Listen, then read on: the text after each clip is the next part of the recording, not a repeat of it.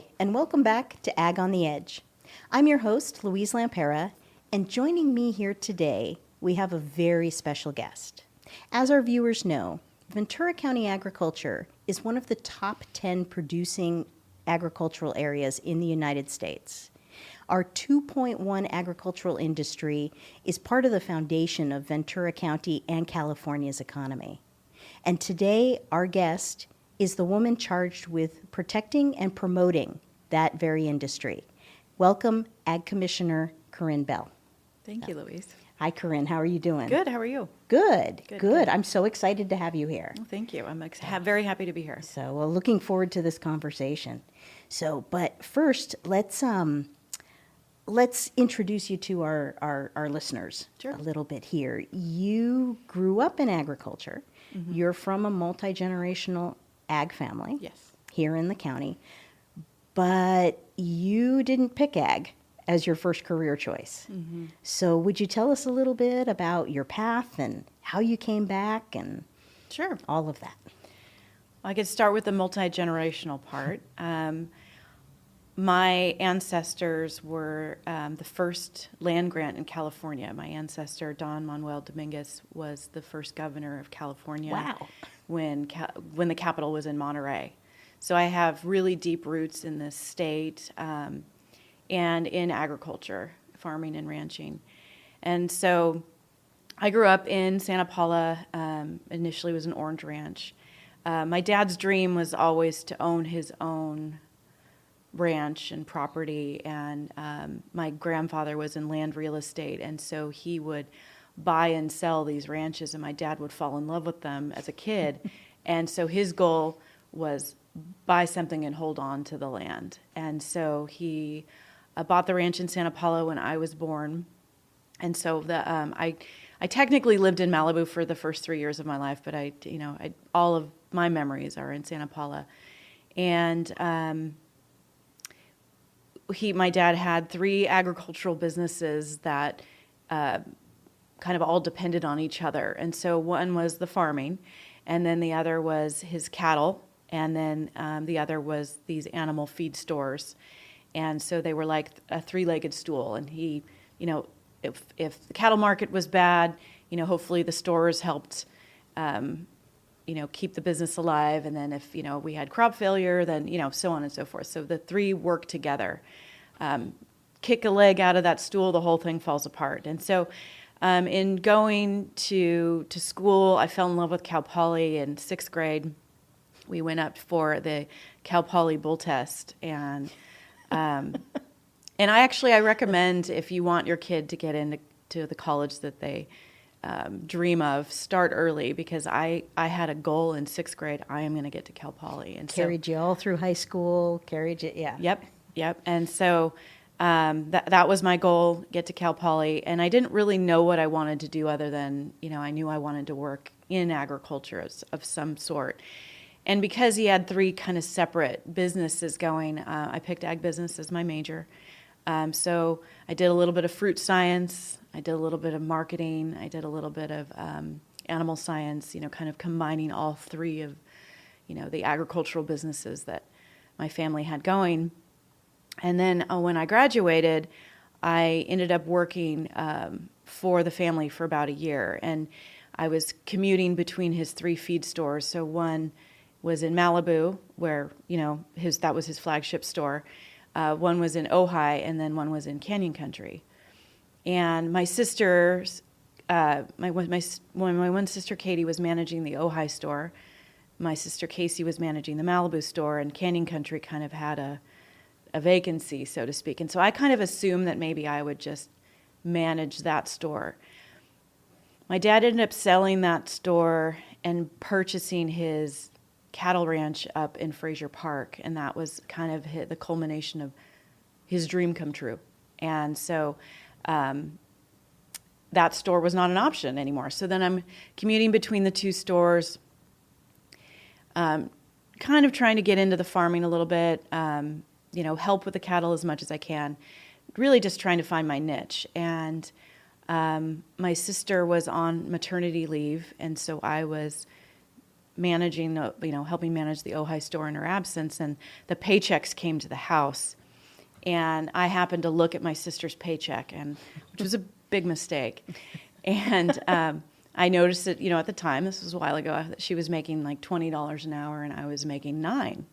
So I thought I'd have this mature conversation with my dad and say, Dad, I've got this ag business degree from Cal Poly.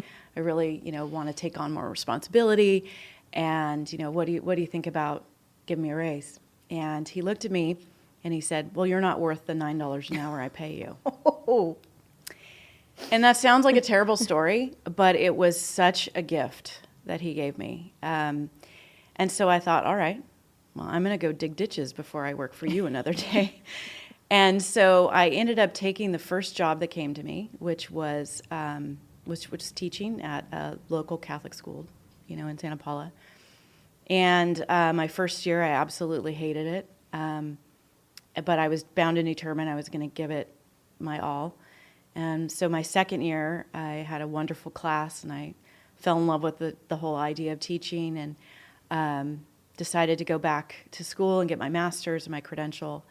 And, so I was teaching for about 4 years, and I was just, unfortunately, at Catholic school because, they were used to not having to pay nuns. They've just never paid as well as, in the public schools. And so I was making pennies at the Catholic school, doing odd jobs, tutoring and summer work.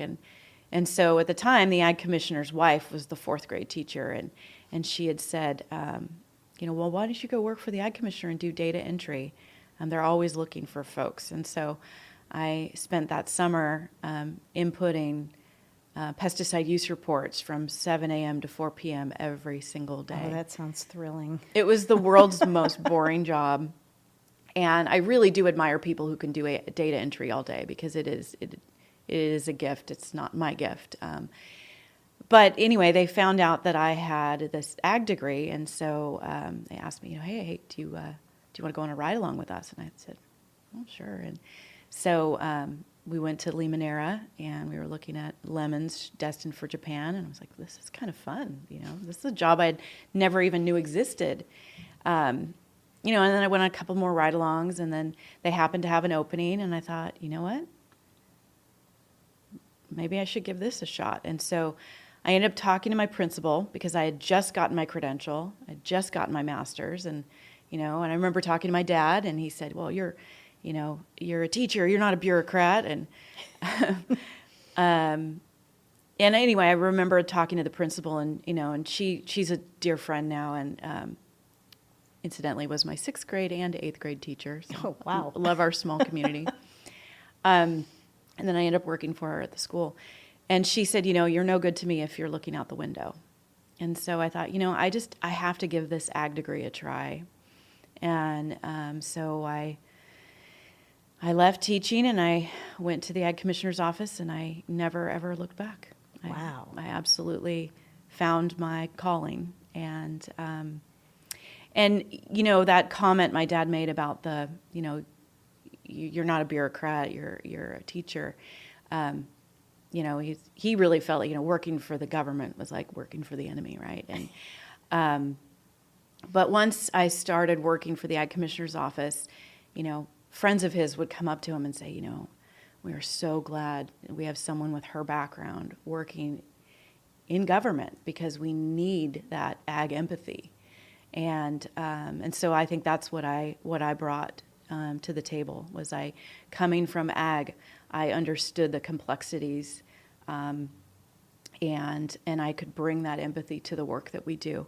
And so anyway, here I am almost 20 years later, sitting here as ag commissioner, and like I said, I haven't looked back. It's been a very rewarding career.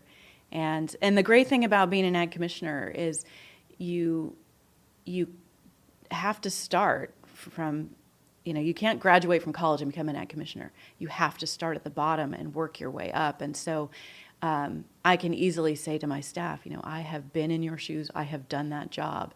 And it, gives you that credibility with your staff. And so. And it seems to have starting with data entry, and then going out in the field and doing inspections and other work, working your way up with your background, growing up in an ag family, understanding the needs of ag, you actually capitalized on both. To kind of update what your dad said, it seems like you are both an educator and a bureaucrat. Absolutely. I mean, my degree was not wasted. I think I find myself in the role of teacher, every day in this job. So we definitely are, as regulators, we are educators often. Right. So it is definitely come in handy. And I feel like every experience I had leading up to coming to work for the Ag Commissioner's office prepared me for the role I'm in today. See, and I love hearing that, because I have a little bit of an unconventional career path, and but yet I feel the same. Every job I've ever had, every career, every change of career has given me the skills to do what I do today, which is kind of a combination of educating the general public about ag and the regulations, and then educating our regulators and policymakers about agriculture and everyday business, the back and forth. And so that's why I think I enjoy working with you so much. So, Well, thank you. So a lot of our listeners are not in agriculture. So could you talk a little bit about what does an ag commissioner do exactly? Well, I get asked that question a lot. You'd be surprised how few people, like I said, including myself, I did not know this job existed, how few people know what it is that we do. And so we often struggle with that elevator conversation where you either get too technical or you get too general.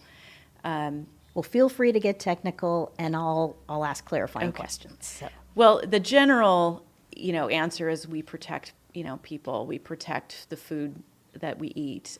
We protect the environment. We protect farm workers. We protect, our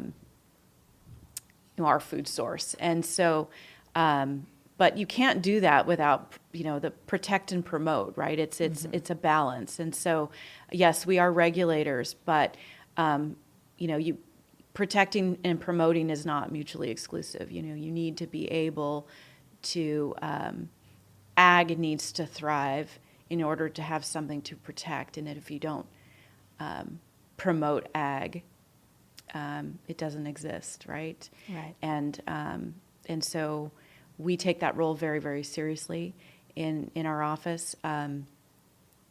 We, feel that if ag ceases to exist in our county, we're out of a job. So we understand that clearly. And we're out of some food too. Absolutely. Absolutely. Yeah. So, the promoting part, if you promote, there's different sectors in ag, there's different stakeholders, right? There's the consuming public. There's the farm worker community. There's the farmers. There's the applicators. There's the people that sell, the people that ship, all the different sectors of agriculture. And if you promote one too much, the other is failing. And so it's this balancing act of making sure all of those players are heard and taken care of, and you don't promote one over the other. If you do, then you fail at this job. And so that's more of a general explanation of what we do. I mean, I can go into the various programs that we do. One of the most famous, or I guess the things we're most well known for, I suppose, is our pesticide use enforcement program. And that's where we have inspectors that go out into the fields and monitor applications of pesticide applications, and they're unannounced. And so the idea is that we're actually seeing what's going on in the field. We also conduct inspections of when they're mixing and loading those chemicals, so that we ensure that those are being done according to the laws and regulations and the label of the products. we go out and conduct field worker safety inspections where we interview field workers in their language. So one of the things we've noticed in Ventura County is that not everyone speaks English or Spanish. We have, about 5 different dialects that are spoken, and one of the main ones is Mixteco, and it's not a written language, it's an oral language only, and so we were able to hire a trilingual person to Wow. assist with our field worker safety inspections, because we were noticing that we were not able to effectively interview field workers. We would have to talk to their supervisor, which isn't always, you want to be able to talk to the workers themselves to ensure that they're actually being trained in pesticide safety. And so, several years ago, the county was able to provide us with a position, and we really value that work that we do, and it's very important in our county. Also, there are, I mentioned there's about 5 different dialects spoken, and so the Farm Worker Resource Program in Ventura County, which is also, fairly unique to our Right. county, has staff that speak those different languages, so we can utilize their services if needed. But it's been really valuable to have our own staff member who is trilingual. And who also understands, right, the what the regulations are. Absolutely. And what people are required to be trained in. Correct. So that, they can Correct. engage in that dialogue directly. Right. So, Pesticide use enforcement, we also conduct headquarters inspections where we go out to the farms and make sure their pesticides are stored correctly, their paperwork is in order, their training records are in order. We also, a lot of people don't think about this, but we also do the non-ag side. We also inspect when your house is being fumigated, that is being done. oh, wow. Right. Yeah. And then also ant, people that go out and spray for ants or termites, we inspect those to be done, that you make sure those are done according to the laws and regulations, or gopher control in landscape situations like golf courses or, the non-ag settings, so residential areas. So we do all of that. So if you use a pesticide, we have authority. In this job, a lot of the anti-pesticide activism that goes on, it's not the issues and illnesses are not happening in ag. They're happening with home use products. If someone, for instance, uses a product or feels they're exposed to a product and goes to a doctor is required by law to file a report with the state, and then we are mandated to investigate that. And so a vast majority of the illness investigations that we do are people using home use products. So People who just go to Home Depot, say, this says it'll address whatever my issue is, ants, Right. aphids, whatever. And then they go home and they don't have the training, they don't have the PPE. Correct. It's not being overseen. Correct. And bleach is a big example, right? Bleach is a pesticide. It's a microbial Oh. And so bleach can be a very, very effective tool if used properly, but used improperly can be toxic or fatal. And that's what I remind people about, the whole controversy with using pesticides is pesticides can be a useful tool, but they have to be used correctly. And that's, bleach is a prime example. And we get a lot of our investigations that we do are home use products like bleach. Wow. So that's one area that we're, well known for. Another area that we're well known for is we inspect produce that is destined for other countries, so all of our exports.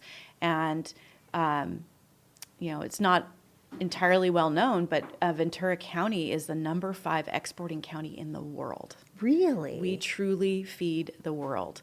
So our exports are very, very important to our economy. And so the food that we grow, we inspect those shipments to ensure that those shipments are free from the pests and diseases that the importing countries don't want. also, we inspect shipments that come into our county to make sure that they're free from the pests and diseases that we don't have and that we don't want. And so we have a team of folks that their job is to go out to the Home Depots and Lowe's and make sure that the plant material that they've received is clean and free of pests and diseases, and before those plants can be sold.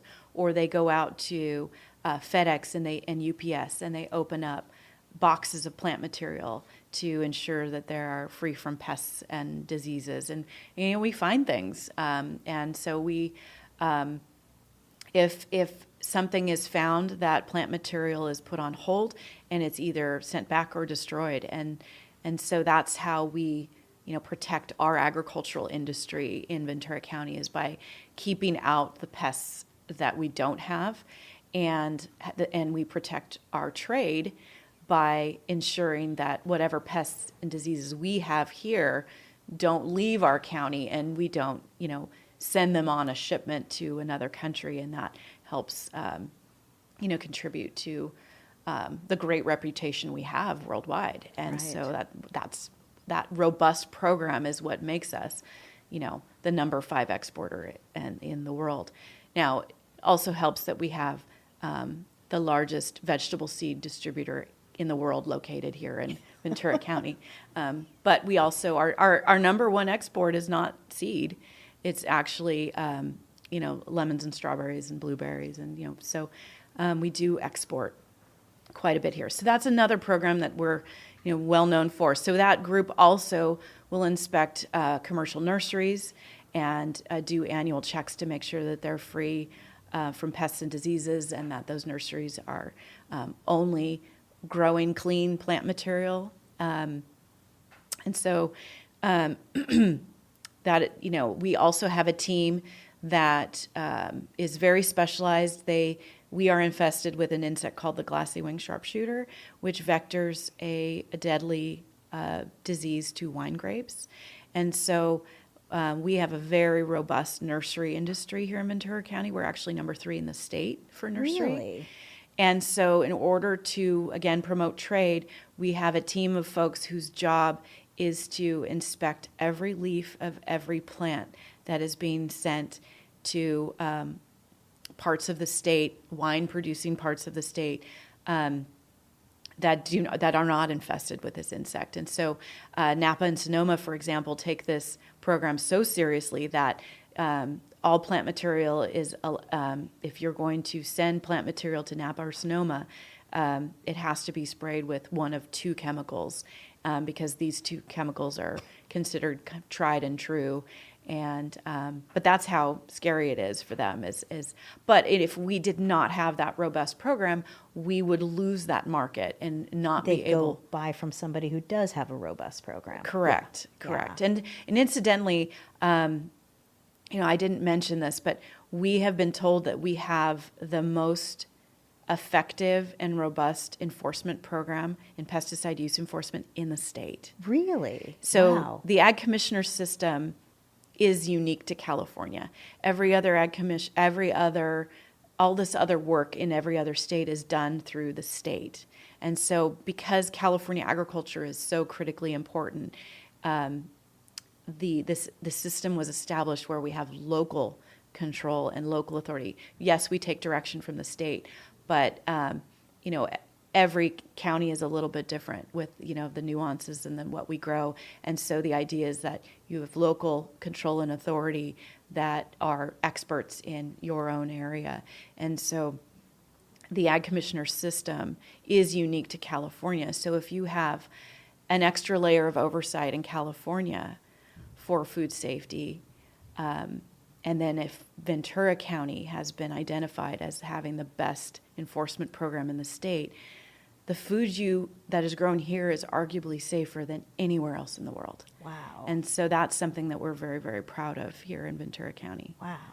Wow. Other programs that are of lesser known but equally important are, our farmers market program, where we certify that they're only selling what they grow, and then we go to the market and make sure that they're only selling what they grow. And so we'll go to the farm, will verify that they're growing all of these things, provide a certificate, and then go to the market and make sure that they're only selling what they've grown. So I've seen at farmers markets, and I never really, put it together, but you'll see on some of the banners, that they have set up in their various stalls, such and such farms, we sell what we grow. So I didn't realize that was a requirement. That is, it's actually a regulation that was Wow. passed, is that they make that statement. And so we work with other counties. So if you become certified in your home county, you are allowed to use that in any farmer's market across the state. So the term Okay. local is defined as the state of California. That's why you can get peaches in Ventura County, also, at farmers markets, all Right. times of the year. We don't grow a lot of peaches here, as you know, but other parts of the state do. And so if you become a certified producer, that certificate is good anywhere in the state. And so farmers market managers who want to provide an array of products for their customers will seek out different counties, different growing seasons to be able to provide people, the freshest fruits and vegetables available. And so you'll often have people from different counties selling at these farmers markets. So a lot of times people think, these are just my backyard growers or the people growing in my backyard. Not necessarily. So it's, the state of California. But that's also very important, is that, if you go to a farmer's market, that it is a certified farmer's market, because that means that there's this oversight. And so, one of the things that we verify is that every product that is on their table is actually listed on their certificate. And if we have questions, let's say someone was selling from Fresno, we work with that other county and we say, hey, this is what was on their table. We take photographs. Can you go out and look in the field and verify that this is actually what the stuff they're growing looks like? Wow. And we often find that, if there is an issue, sometimes that they'll supplement, buy from, the LA produce market and sell it Wow. as if it were their own. And that's, obviously not the point. The point is that people deserve to know that they're getting what they're paying for, and that we take that role very, very seriously and work collaboratively with the state to ensure that any of those bad players are weeded out of the farmers market system. So that's something we take very, very seriously. Another program that we work in is the California State Organic Program. So similar to the Ag Commissioner system, which is unique to California, California is also the only state that has their own state organic program. Most states operate under the National Organic Program. And so in order to be sell your product as organic, at a minimum you have to be registered with the state. And then if you sell over a certain amount, you have to be certified by a third party. And so we provide those audits for the third-party certifier. So we basically go through their certification process and verify that everything is in order and that this is being done correctly. And so it is very, very expensive to farm organically, and very hard to do it correctly. And so we're there to make sure that it is being done correctly, and that people, if they choose to buy organic, are getting exactly what they think they're getting. That the reality meets the claim. Right. Right. Right. Yeah, wow. Right. Wow. So I could go on and on, but those are kind of the main programs that we work in. We also recently acquired our weights and measures program, which, admittedly, I'm still learning because I came up on the ag side. We were the last county to merge with weights and measures by like 37 years. So we're now, a merged county. So every county ag commissioner is also weights and measures.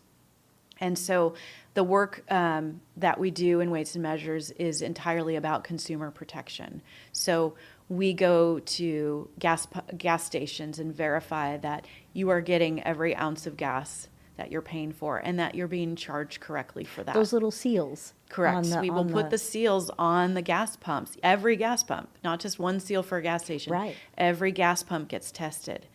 And so we verify that you're getting every drop of gas that you're paying for, and that you're being Well, charged thank you for correctly. that with the price of gas. Right? Very important. And then, we go to the grocery stores and we check that their scales are accurate, that they're Oh, accurately wow. measuring.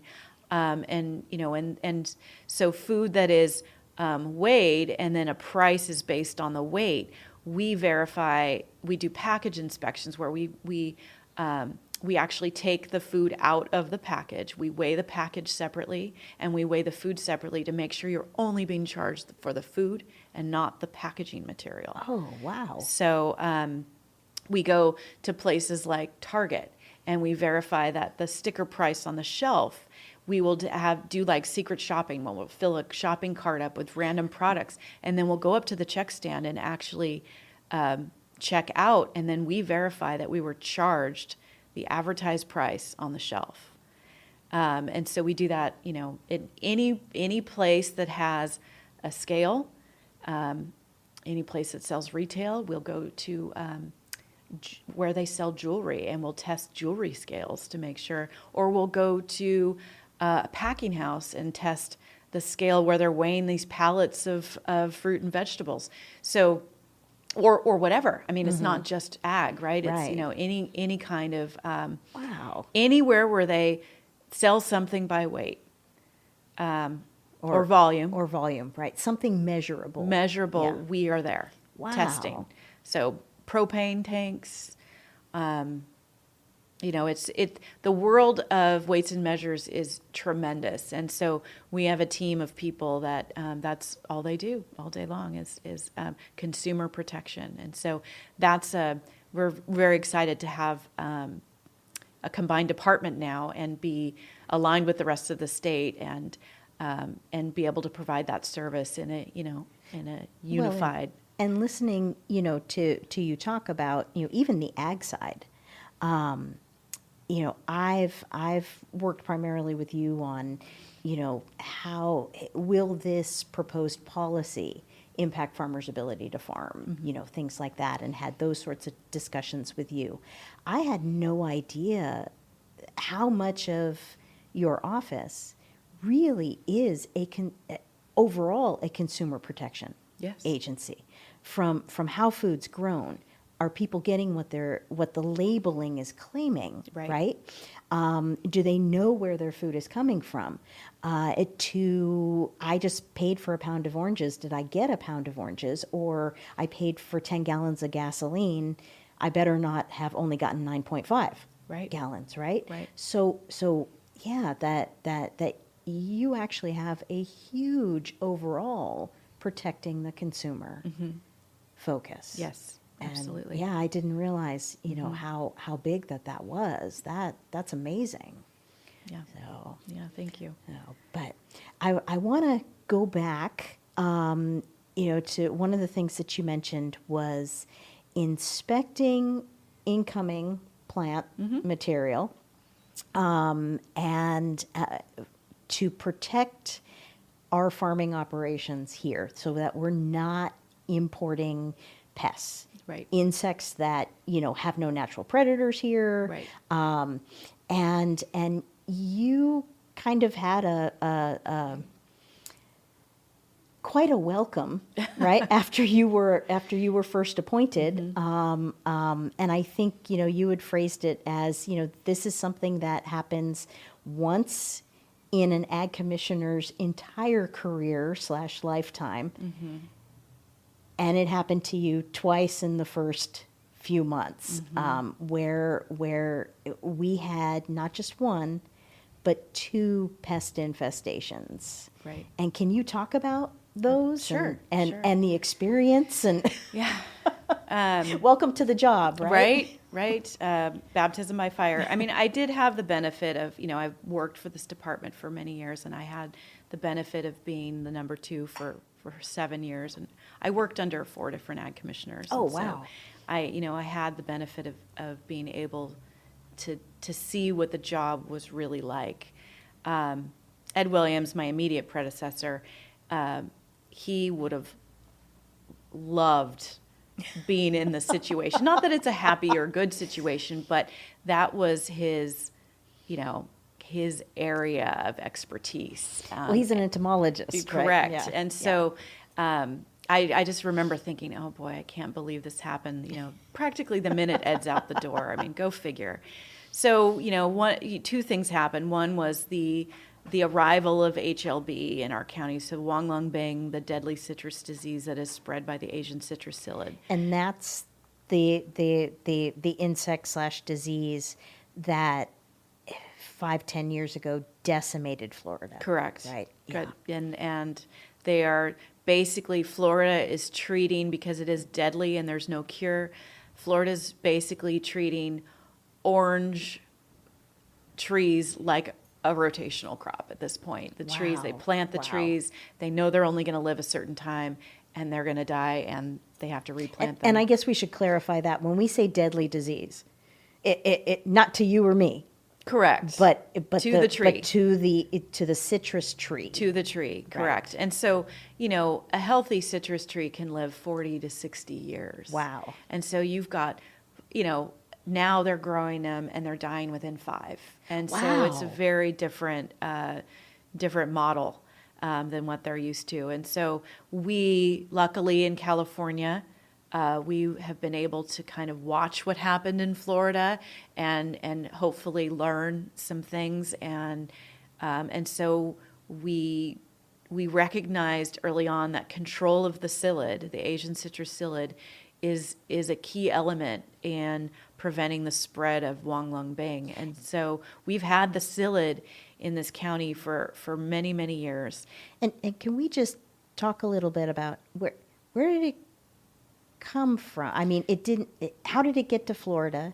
Mm-hmm. And then how did it get here? So, invasive pests are usually foreign, right? They're something that we're not used to having here. They don't have natural predators here.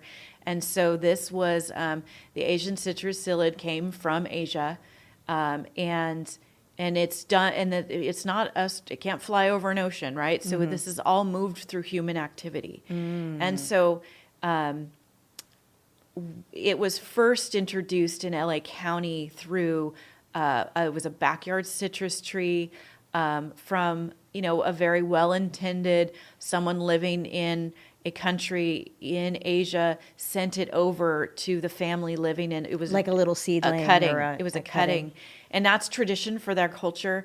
And so they wanted, a piece of the homeland, so to speak, in their new home in California. It's actually, a beautiful sentiment, but it was extremely detrimental. And that was the introduction of HLB. It was HLB infected plant material that was shipped. Wow.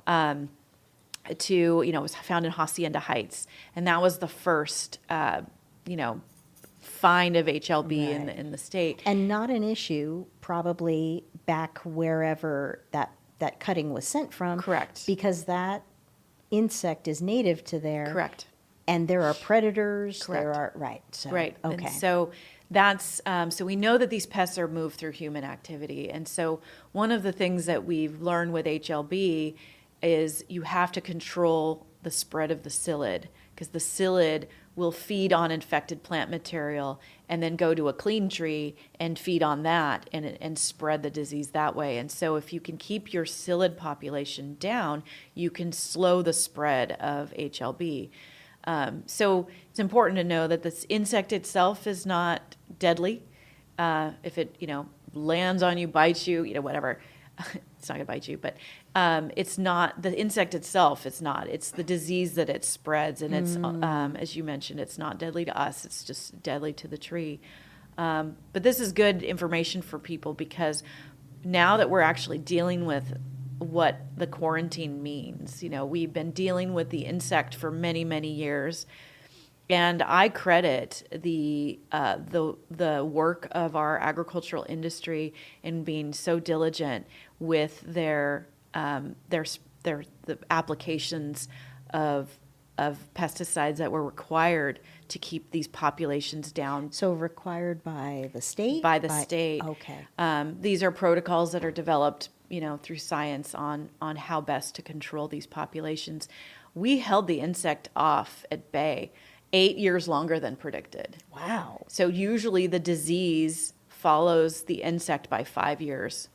We held it off for 8 years longer than predicted. So 14 years. Yeah, so we Wow. did, and I credit that to the great work we're doing in our county to keep those populations down.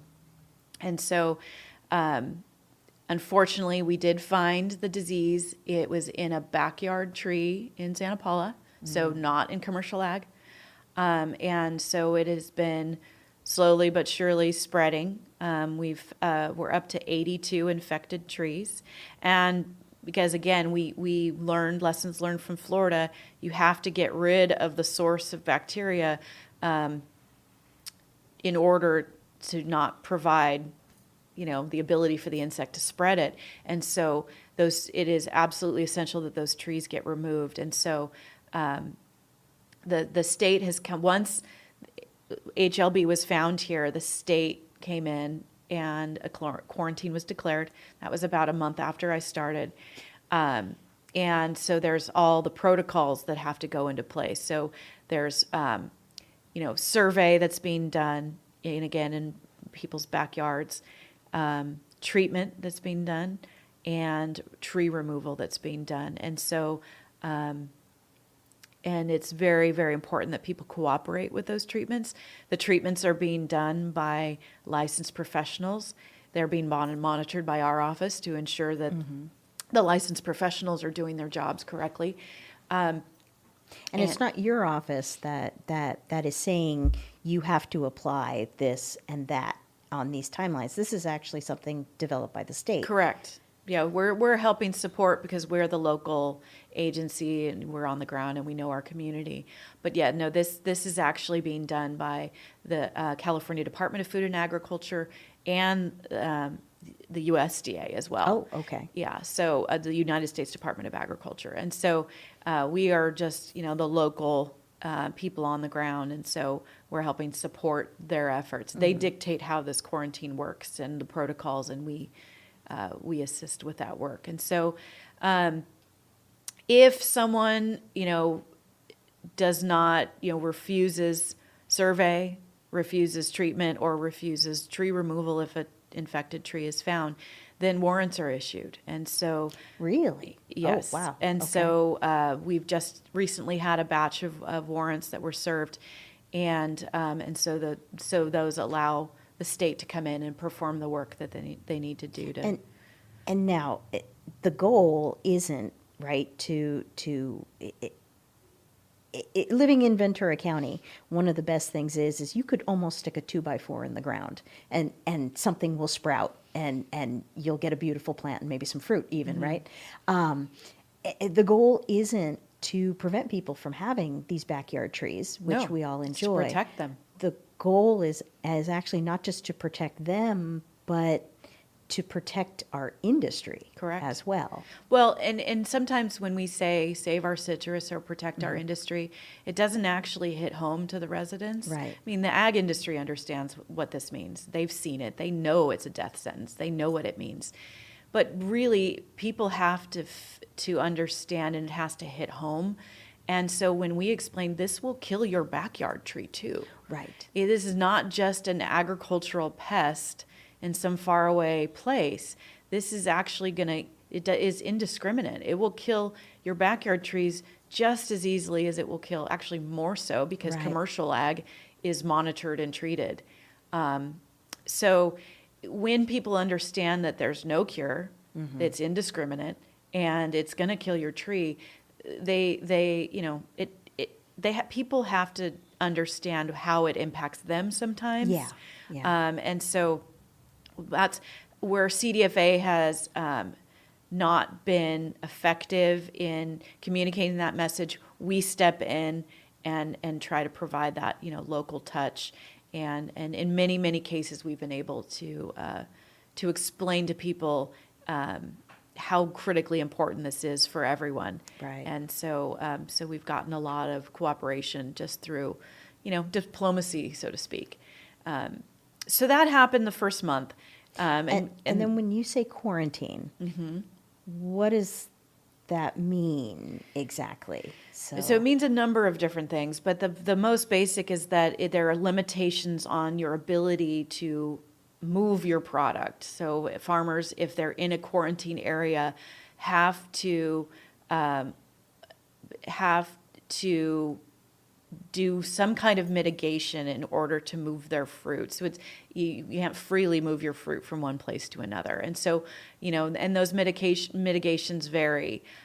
So it can be a treatment. It can be a cleaning, a mechanical cleaning, before you can ship your product outside of a quarantine area.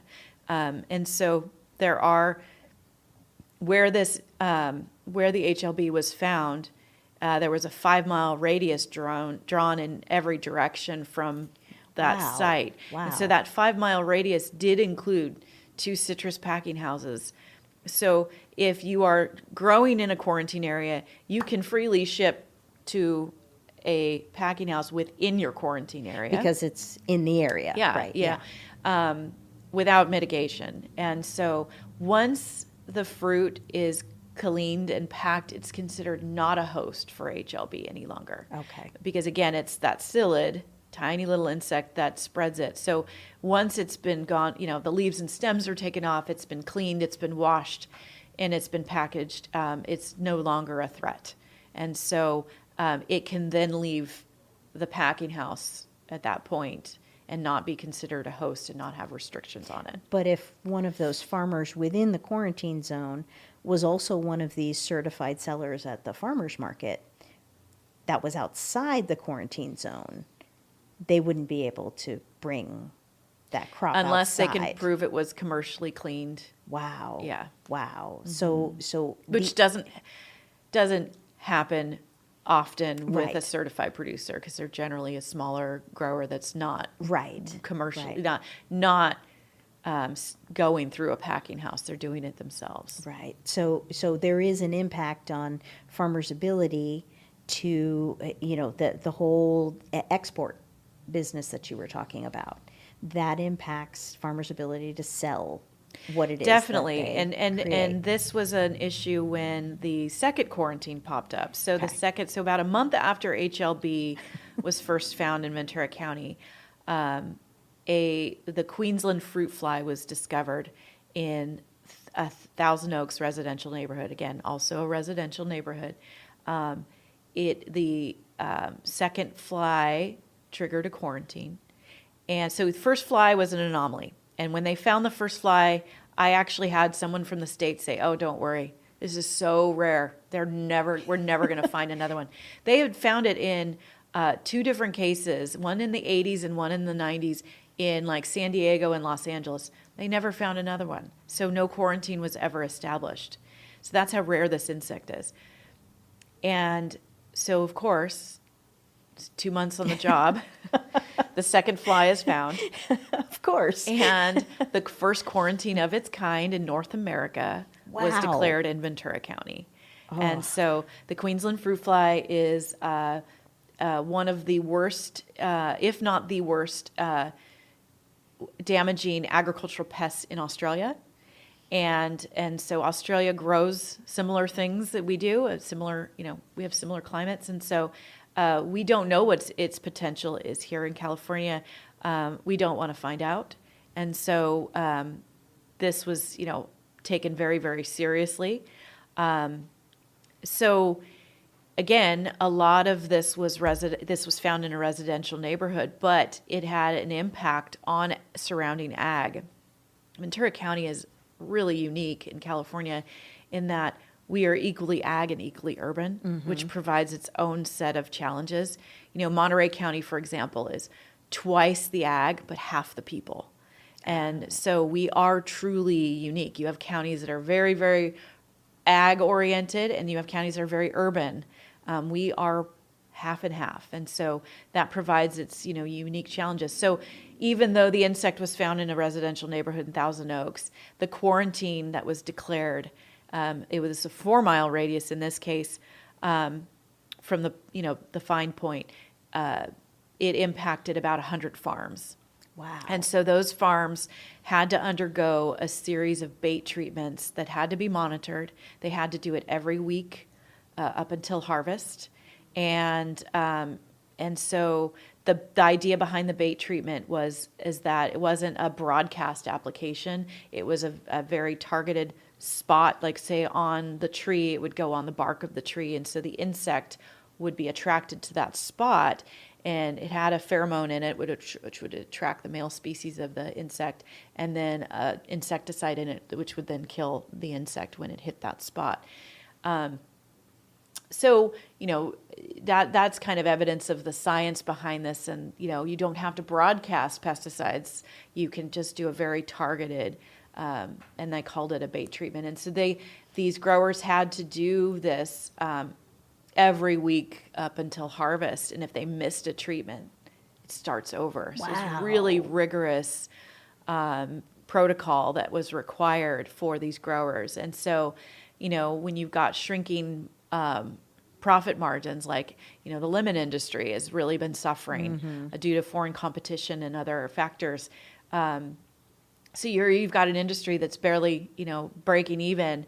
And now we've got all of these added costs to this, these bait treatments. You've got the material itself that you have to use, but also the labor. And because it's very targeted and precise, it's not a quick little spray. It's it's very precise, and it had to be monitored by the state. So you've got to make sure that your schedule's coordinated and timing was right. So there was a lot to this quarantine, and because it was brand new and the only one of its kind in North America ever, we were all kind of learning at the same time. Yeah, that's I'm even developing the protocol, right, as to what to do, right, was all new, right. And then unlike the Asian citrus psyllid and the Wanglung Bing, which really only targets citrus, this had a huge host range. So anything that was a fruit was on this host list. So it impacted our strawberry growers, our blueberry growers,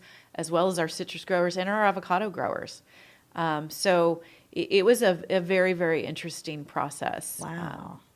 But the good news about all the great work, and again, I credit our diligent work of our industry, is that we were able to successfully eradicate the Queensland fruit fly.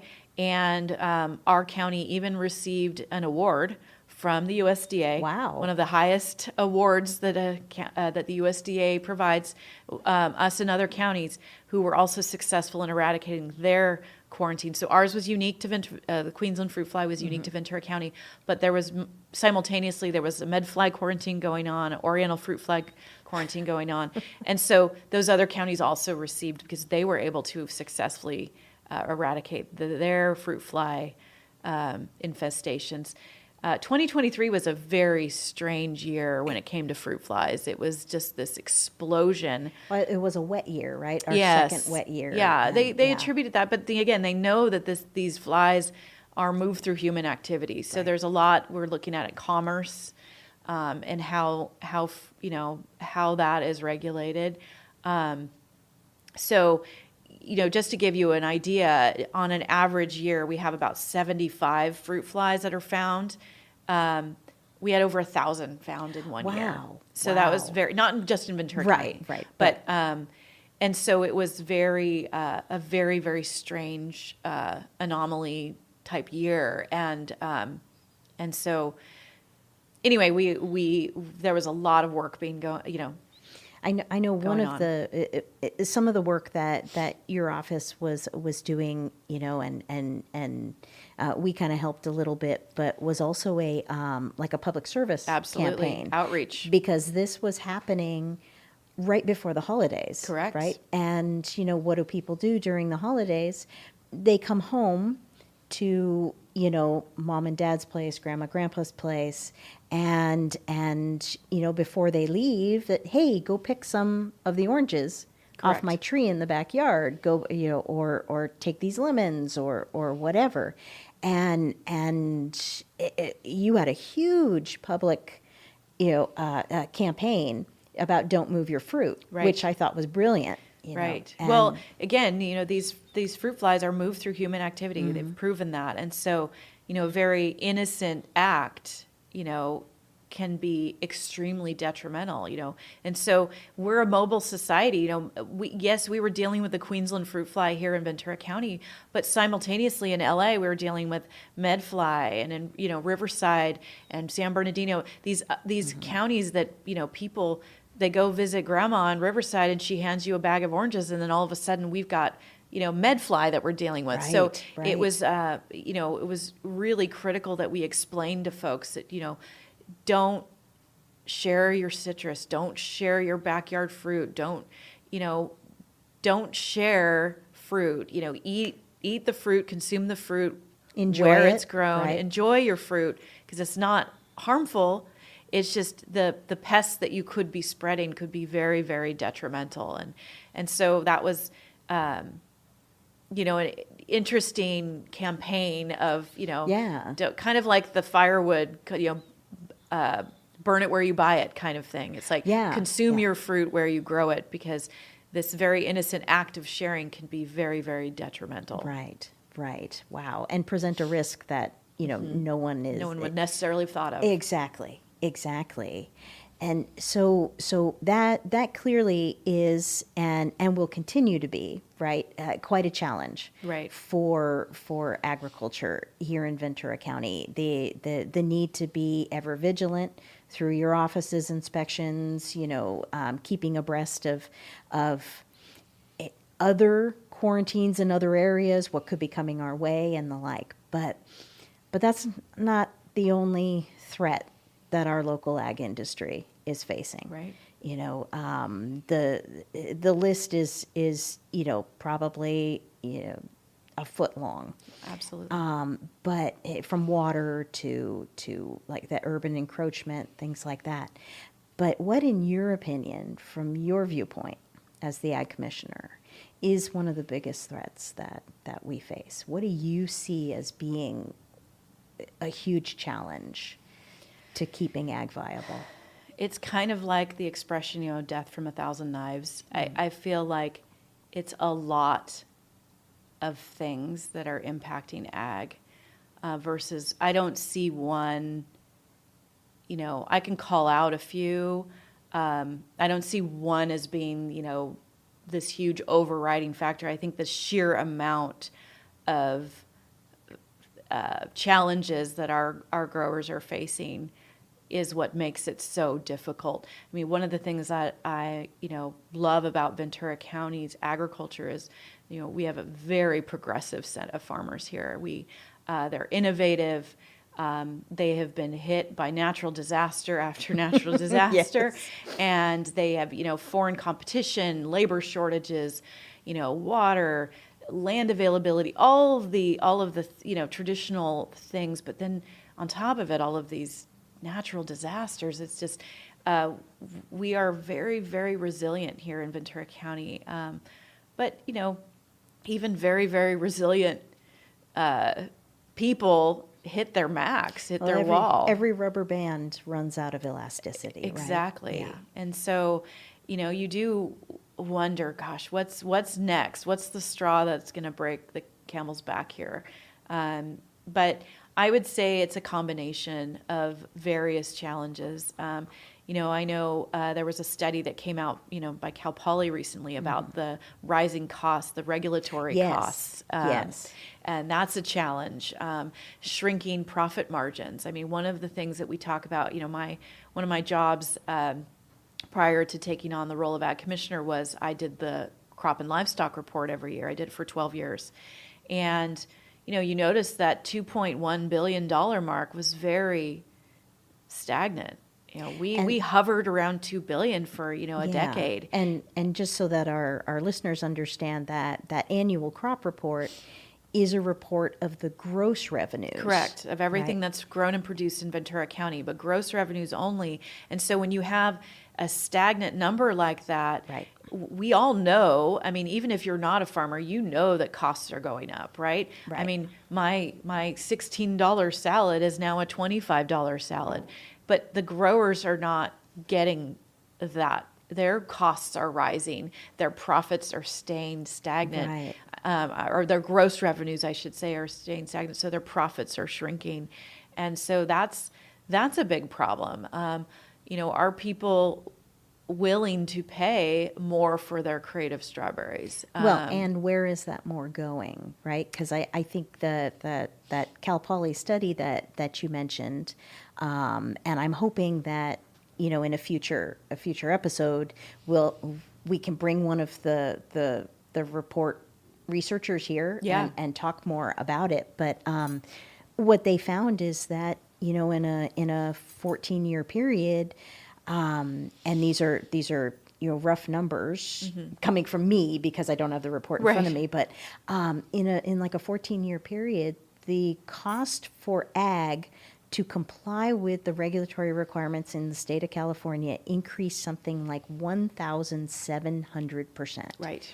But over that same period of time, the value of the crop that they were looking at, which happened to be lettuce, increased less than 1%. Correct. So what the farmers are getting is flat. Right.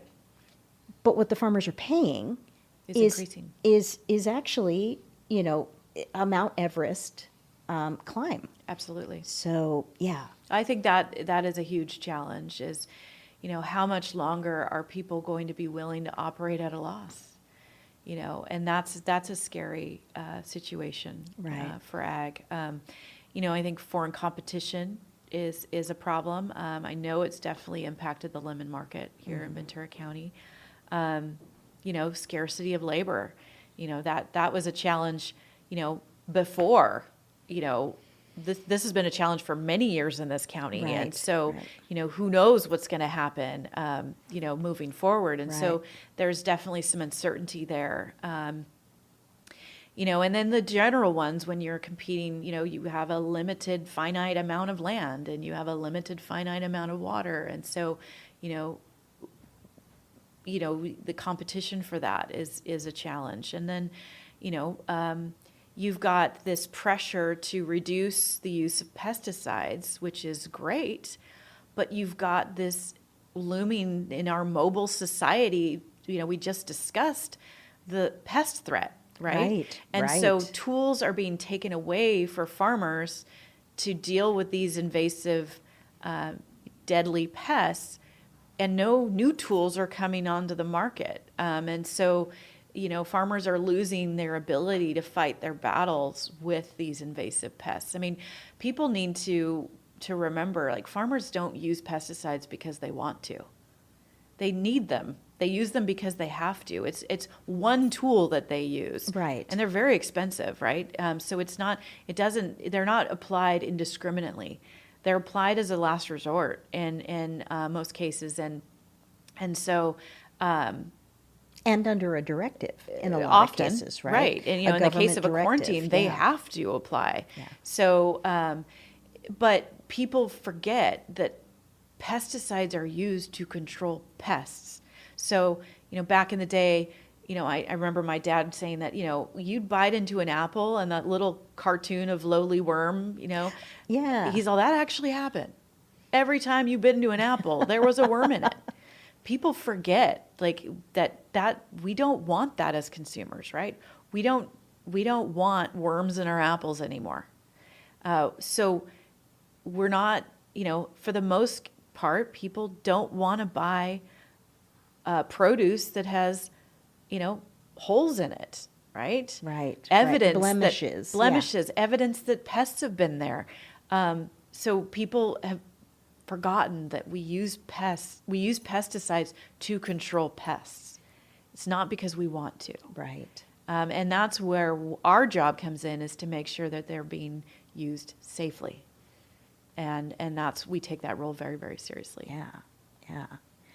And, one thing that I think, a lot of conversations that you and I have, going back to the realization that Ventura County is, it's one of the few places, I think, on the planet where you have a city and you have agriculture. Yes. And they're right next to each other, or sometimes intertwined. Right.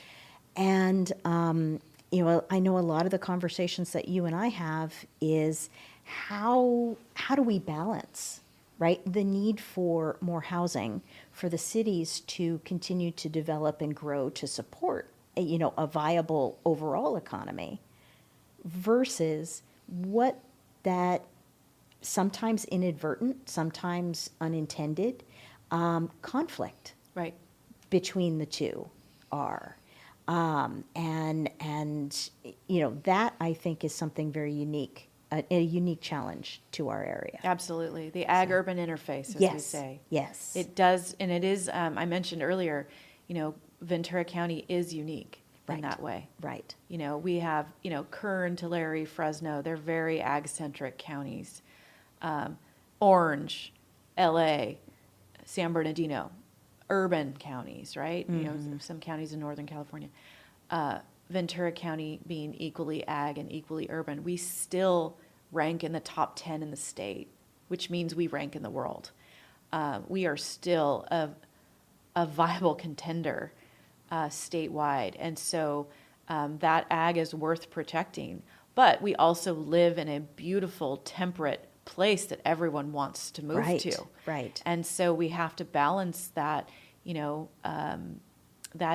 ag-urban interface is a constant challenge that people are dealing with in this county. Yeah, and I think it's more than just these people here are going to complain about the dust, say, Right. from working the fields or the early morning hours or whatnot that go along with ag operations. It's that having housing adjacent to ag operations or having some sort of development that attracts people, attracts their pets. That means that farmers struggle to comply with federal food safety laws. They struggle to comply with the ability to apply the tool that is pesticides because of pesticide use buffers. And so it's more than just can't we all get along as good neighbors? Right. There's regulatory challenges that are created when the urban interface abuts Absolutely. next to ag. Absolutely.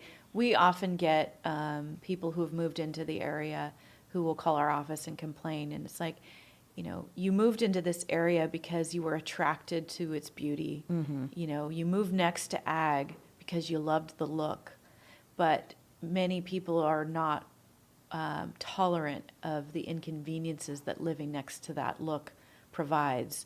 You mentioned dust. One of the roles we serve is we have a right to farm ordinance in this county, and so we often play referee, so to speak, when we get those complaints that we refer to as right to farm. So generally it's an urban neighbor that comes in and is complaining about whatever activity is going on, and then we have to determine whether or not that this activity is a standard practice, essentially. And so if it is determined that this is a standard agricultural practice, then they are protected from nuisance complaints. And so what we often find ourselves is getting people to get along and be good neighbors. And often it's on the side of the farmer where they're having to adjust Right. and modify what they do. They've been, and it's a little unfair. They were there first, right? But they often do just to keep the peace. Right. And because neighbors can make or break you in this county. And we've seen that time and time again where fields are rendered, practically infarmable, not because of the soil. I mean, Right. Yeah, they talk about Oxnard being one of the 7 agricultural wonders of the world. We've got like 100 feet of topsoil. I mean, it's not our inability to grow. Right. It's a field that's been surrounded by urban encroachment that renders it nearly impossible to farm because of what is required when you do farm and the tolerance level of the people that live there. Right, right. And I think, one of the goals of this podcast is to help educate people and build that understanding, right, about why you see what you see when you live next to or drive past a a farm field, and kind of recreate the or help to recreate the sense of overall community. Right, we're all in this together. Right. But I know that there's still a lot that needs to be done, so that people understand that farmer isn't choosing to start work at 4 a.m. Right. Right. He's got a harvest window. Right. and that's simply how the work has to go. One of my favorite complaints that I've received was, people, agricultural practices vary depending on what's being grown. Right. And so I had someone call me and say, tell that farmer to put the orange trees back in. Oh, because they moved in next to the oranges, and the oranges were, for the most part, we didn't, before the Asian citrus seal, we had, we rarely did anything to oranges. Right. And I had to explain to that person, I cannot tell the farmer to plant his orange. What to grow. Yeah, and what because to plant, now right? it was replaced by row crops, and the row crops are, a much more intensive kind of agriculture where you have, right. tilling and, more activity, more harvest. So there's a lot, it's a different type of farming. And so even if you were, perhaps understood the ag you were getting into, ag changes, right? It's dynamic. And so we have to look at this when we are doing, one of the areas I didn't go into is we provide environmental analysis for projects when they're proposed within a certain distance of agriculture. And so, we have to consider that ag changes, right? So just because it's an orchard today, which is very, little impact, right? It's not very intensive for the most part.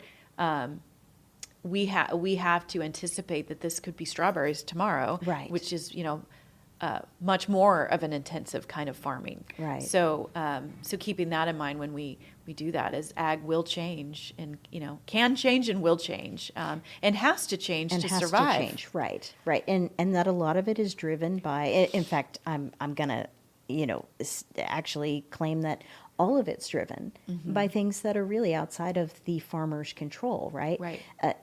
For ag to survive, a farmer has to be growing marketable products. Correct.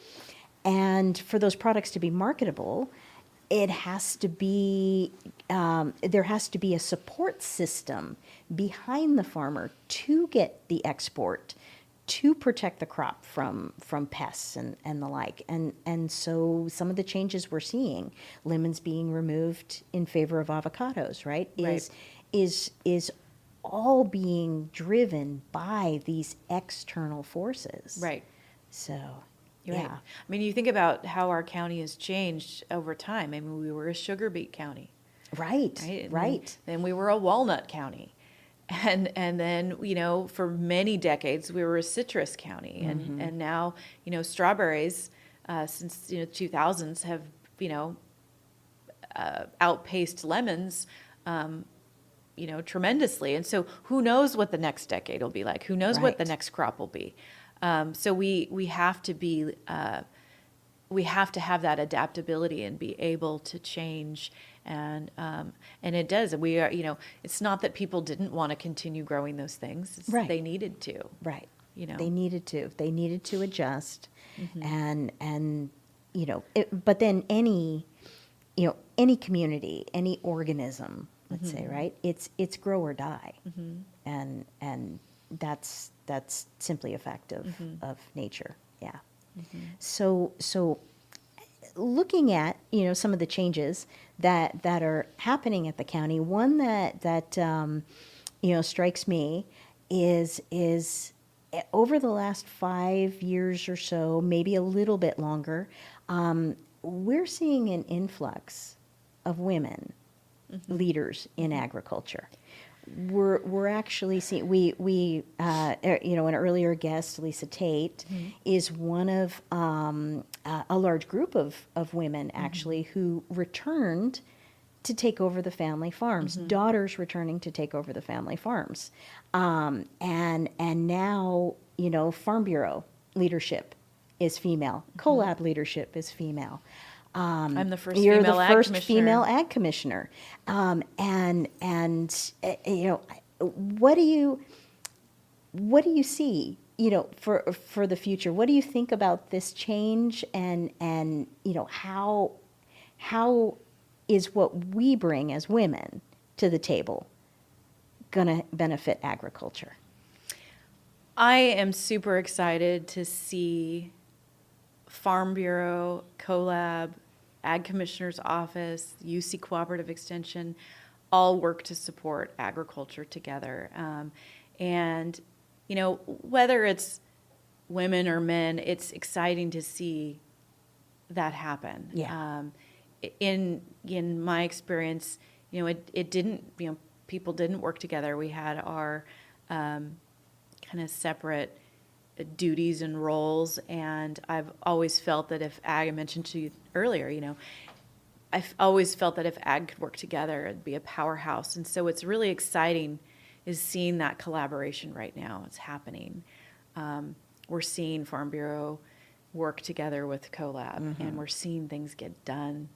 And, you know, whether that's to women's credit or not, who's to say, but it is exciting to see us all working together towards a common goal and getting things done. Yeah, You know? and I think it shifts, you know, the historical narrative, right? It is a little, it's non-traditional to see so many daughters coming back to take over the family farms, and I think it brings an energy, Absolutely. and you know, we as women like to talk together, you know, and chat things over, and you know, and I'm feeling like that may be contributing a little bit to the collaboration, but regardless, I think it's exciting for the future. I do too. I So- mean, it is an interesting phenomenon that we're seeing all of these farmers' daughters, so to Yes. speak, Yeah. now in control, and it's you know, it's nice that women are being recognized in this area, because we do bring a lot to the table, Right. And so you know, I'm excited to see this and look forward to what we can do together. Yeah, and that's not to say that, you know, women ever lacked for extremely valuable and important roles in running the family farms, right? Sure. But now to see them actually into what we would call these leadership positions, Absolutely. is Yeah, being recognized for their work. yes, yep, Yeah, the work was always there, but Yes, was it always exactly. recognized? And Exactly. I think that's you know, one of the key differences. yeah, yeah. And so, well, Korinne, this has just been a wonderful conversation. Thank you. But I do have one question for you. Sure. And that is, what are we not talking about with regards to agriculture that we need to be talking about? Well, you know, I'd like to talk about some of the, you know, positive things we have going right now. I mean, there is a lot of doom and gloom and uncertainty. I'd just say the word of the year in 2025 could probably be Uncertainty, yes. uncertainty, right? We have some amazing assets here in this county. We mentioned that, you know, we've got perfect weather. We can grow just about anything year round. We've got, you know, great soil. We have very, very progressive, innovative farmers who are willing to adapt and are resilient to, you know, and open to change. And we've got an incredibly supportive board of supervisors that Yes, yes. feels like for the first time in a very long time we have a board that's, you know, willing to work together to help support agriculture as a whole. You know, we've got, you know, great research that's going on in so many different areas. We have a lot of things that that we need to remember and focus on when the challenges seem so overwhelming. You know, one of my jokes is I am worried that, you know, there won't be any ag left to commission one day. I want to make sure that my job here is to make sure that I keep this all going for the, the future and the next generation. And I say this in my personal life. I never want to drive by the family farm and see condos and point to my, show my grandkids that's where your mom, your grandma grew up. Right. I don't want to see that in Ventura County. I don't want to see us give up our rich agricultural heritage. I want to see ag flourish, and and there's a lot of answers to that question. How do we keep ag economically viable in this county? And I think there's multiple answers to that. I would like to see, we haven't discussed SOAR, but I think, one of the intentions of SOAR, I think the intention of SOAR was very, very well intended, right? But I don't know that it's exactly doing what we hoped it would do, right? Or is it that I've had conversations with farmers in other areas, other counties, and a few of them have remarked that, man, I wish that we had a SOAR type ordinance where we are, because we're down to fighting over our last couple thousand acres of agriculture, right?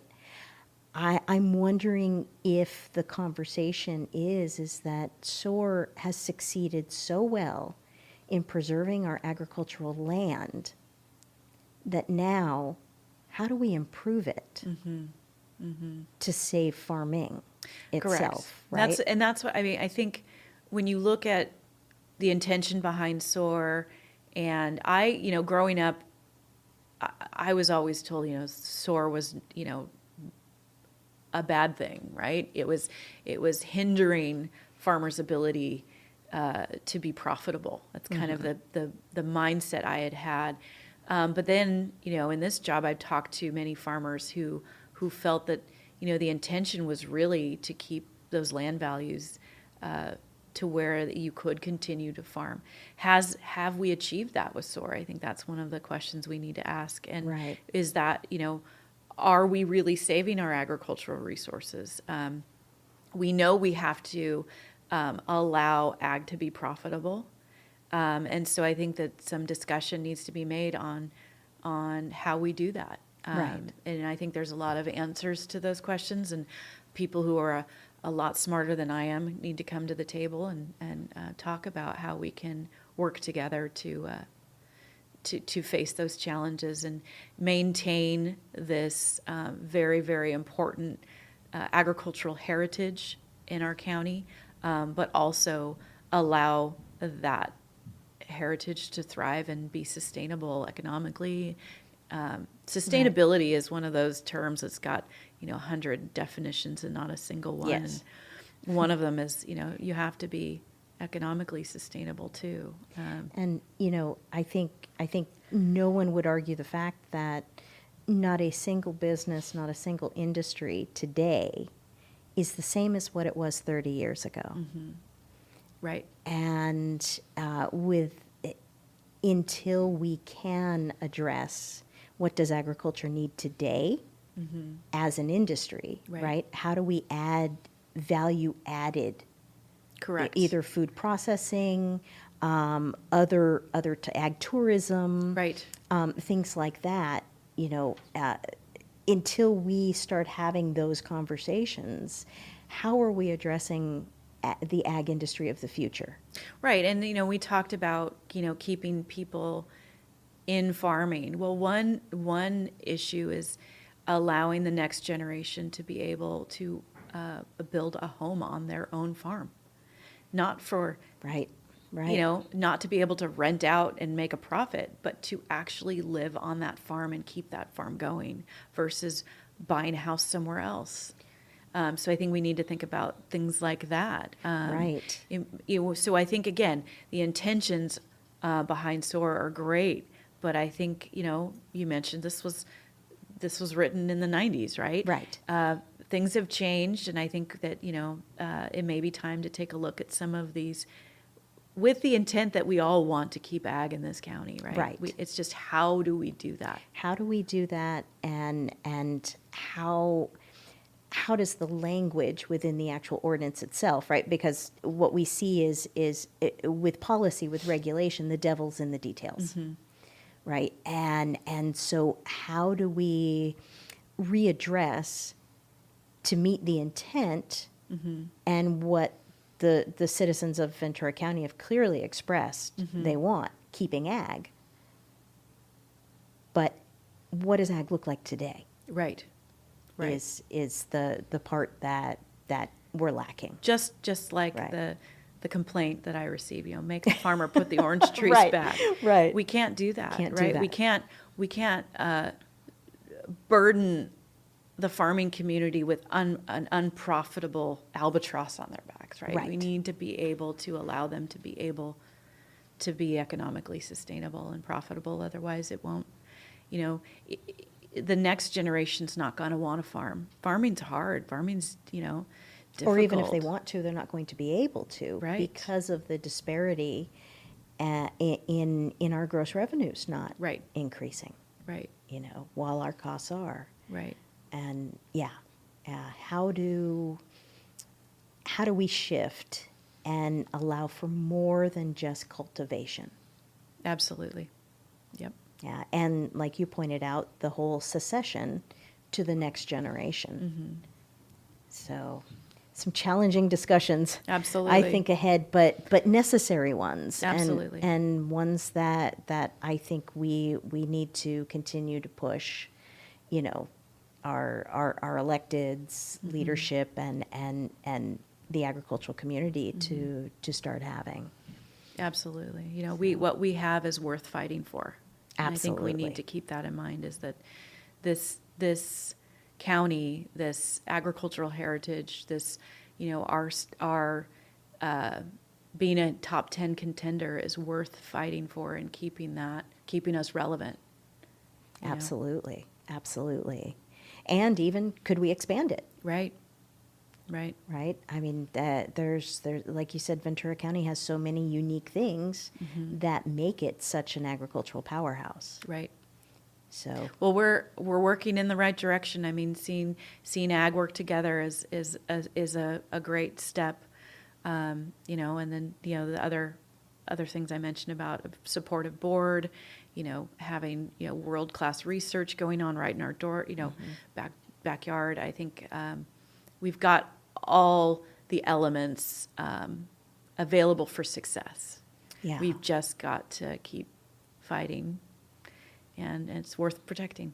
It's worth I fighting for. 100% agree. 100% agree. Well, thank you, Korinne. You're welcome. This has been a fantastic conversation. Thank you for the opportunity. I'm really proud to serve as Ag Commissioner for such a wonderful county. Well, and we are just thrilled that you are our Ag Commissioner. Thank you. And thank you for joining us for another episode of Ag on the Edge. Be sure to like, subscribe, and share our podcast with a friend. Thanks.